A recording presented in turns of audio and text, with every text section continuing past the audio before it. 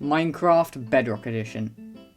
Definitely the least liked version out of the two among the main community. Disliked for its bugs and its lack of features. Some of these bugs, and a lot of these bugs, were random death bugs, meaning you would just randomly die.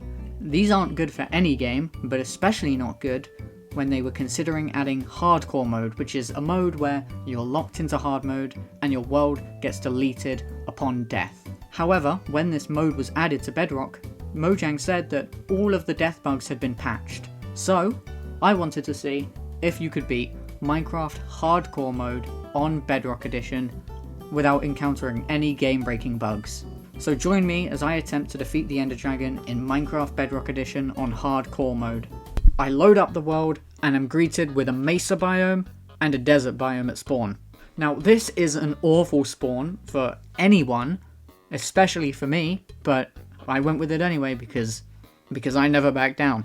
Now, while you're watching me run around and collect resources, I would like to go through just some information. Number one, I have a cold, which is why my voice sounds worse than it usually does. Second of all, this is going to be entirely voice-overed because all of the audio got corrupted in this recording past like minute 24, and I'm not doing this again. I eventually find a desert temple, and it has terrible loot in it. This run is not going well so far, but I do get one golden apple, so that's not bad. Surviving off the rotten flesh I found in the desert temple for a while, I eventually stumble on a desert village. Finally, some hope. I get the hay bales, kill the golem perfectly with no accidents there. Great. If he stands back there... Oh god!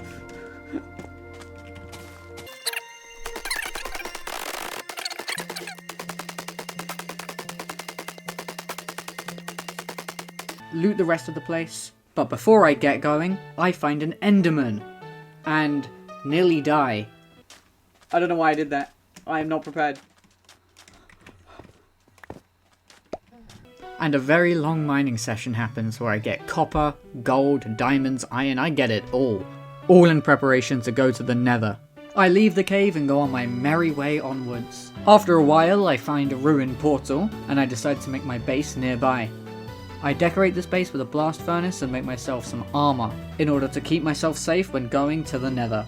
I finish building the Nether portal, I light it, and I proceed to enter the Nether. I start out in a crimson forest, which is a perfect place for trading with piglins to get ender pearls. I proceed to just go forward and try and see what I can find.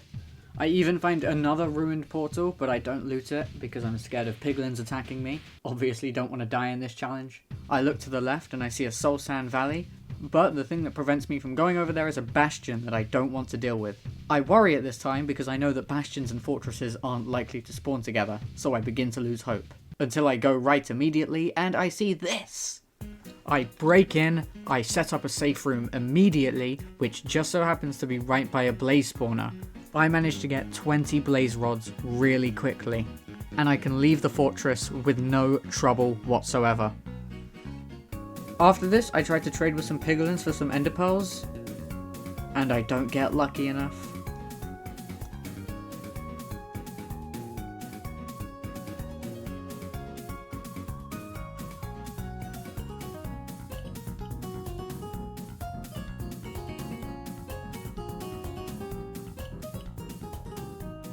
I decided the next best thing to do would be to go search for Enderman, but I considered it too dangerous, too risky to look for a warped forest biome. So what do I do instead? Well, you'll have to wait and see. I leave the Nether, gather all my important belongings, and get going on a trip to a village. Why? Well, as you can see by this amazing illustration of mine, I can trade emeralds for ender pearls with a cleric. Now it's nowhere near the quickest way of doing this because I need to level the cleric up basically to max level, but it sure is the safest, and I had a lot of fun doing it. First thing I do is I track down the cleric and look at his trades. I realised that trading him emeralds for redstone would probably be the easier one to do because I just need to get emeralds in any way, shape or form, and I saw a fletching table earlier which fletchers take sticks, which are really easy to get.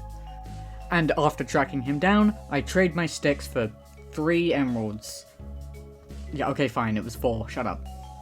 I am gonna need a lot of these to get to max trade. I'm thinking the warp forest would have been easier, but, you know, this works. Now, next thing I do is I bone meal a lot of sugarcane, which you can actually do in Bedrock, which, that's kind of cool. And I turn it all into paper so I can trade with the librarian to get more emeralds. I do, however, turn the only sugarcane in the area into paper, so I'm not really able to do that again, but hey, it's fine. I have more sticks. Now my next strategy involves going around collecting the wheat and turning it into hay bales, because there was a wandering trader who bought hay bales. You know, and that's pretty good. 9 wheat for an emerald instead of the 20 something that the farmer bought them for. I liked the sound of that. Upon buying them, I only got 2 emeralds, because he only bought twice. I love this game. After a bit, I decided to use my hard-earned emeralds on a bow instead of leveling up my villager. What can I say? I'm a sucker for consumerism. I eventually wandered into a cave to get some more resources for trading, but then I was scared away by a relentless witch with only 54 coal to my name. It was not a very productive mining trip. I get my villager leveled up to the next level, and I can finally see the ender pearls upon the horizon. I decide to start tearing down people's houses because I need wood to make into sticks to sell to the Fletcher. It's ethical, I promise. I then notice a cobblestone structure in the side of a mountain, and so I go to investigate it, and it turns out to be a zombie spawner. I decide to use this to grind rotten flesh to sell to the cleric, to then use the emeralds that gives me to buy more ender pearls. At some point, I decide to go into the spawner, and am greeted with a baby zombie. And I kill it, with no trouble whatsoever. I did have trouble, however, with a Fletcher who just did not want to be employed.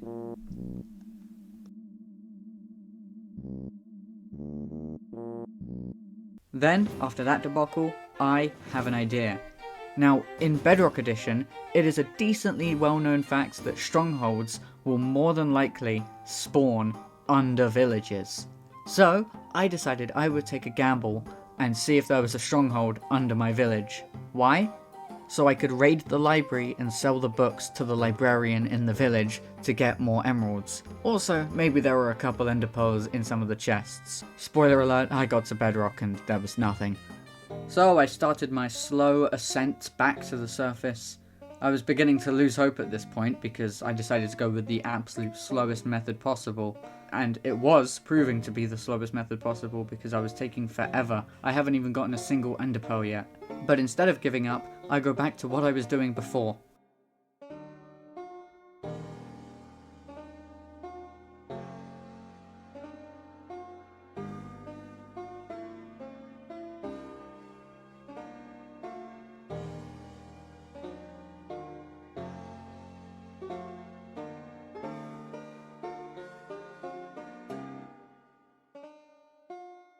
And so with the ender pearl trade unlocked, I need to get emeralds fast. My method of doing this is to make bottles.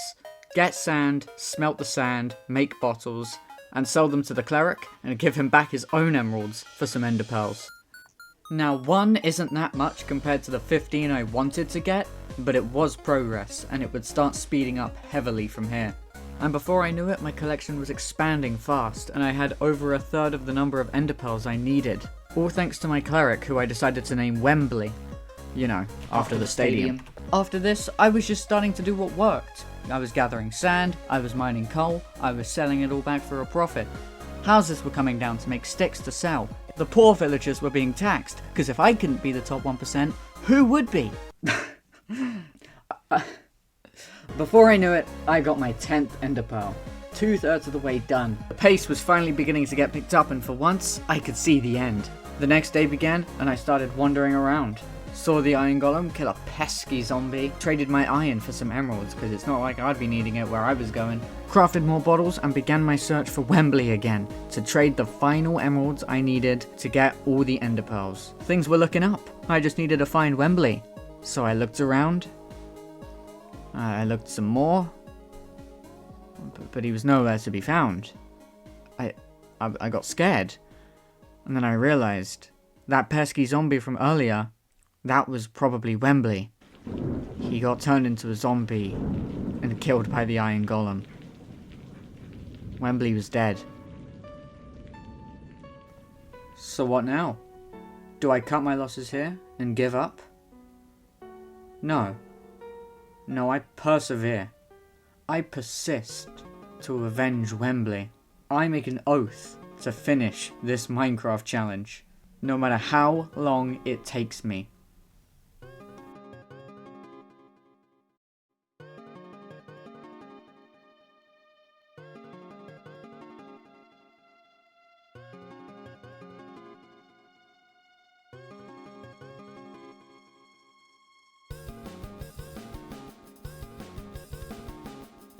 I sailed across the water and eventually found ice. Now I hate ice, but the Minecraft block's pretty alright. Lets you go really fast on your boat, but it typically spawns in biomes where strays also spawn, and yeah, strays suck.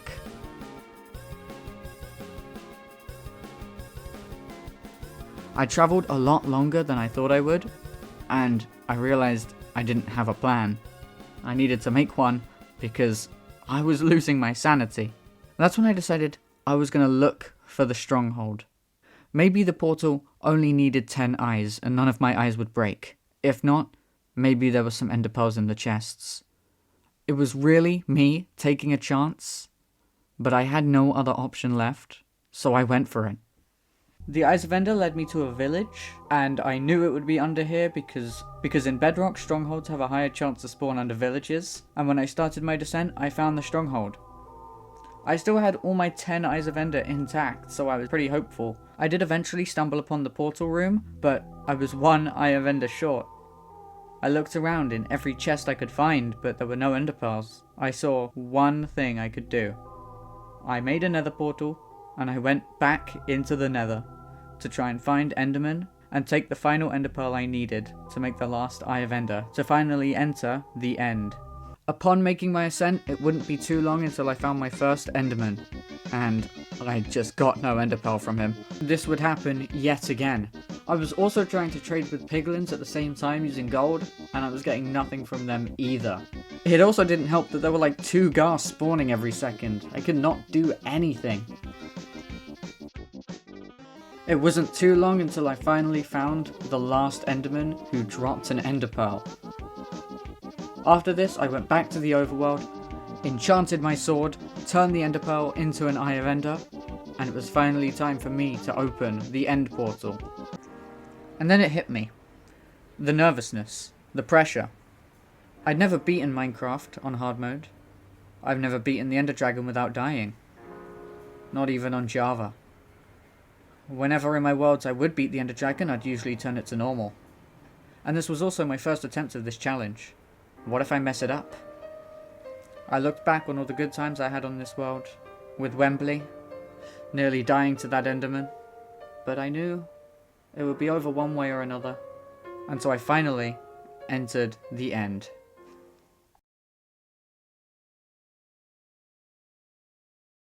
I spawned in and was greeted with an island spawn. Not a problem though, because I started using Bedrock's admittedly pretty cool bridging mechanic of being able to place blocks in front of you, and soon enough I was on the main end island. Took an embarrassing number of shots to finally destroy this end crystal, but I managed.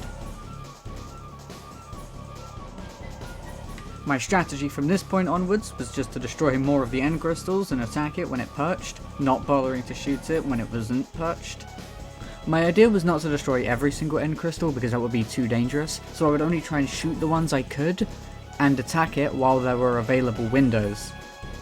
Now obviously it was still able to heal the end crystals, but the damage I was doing was so substantial that it didn't matter. And if you're wondering how I was doing so much damage, it's because of a Bedrock bug where if you shoot the dragon through the head, your damage gets multiplied by some number.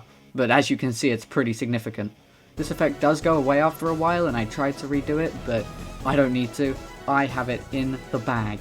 It really seems like Bedrock's bugs helped me in this hardcore world and made it easier. And I finally beat the dragon in my hardcore world.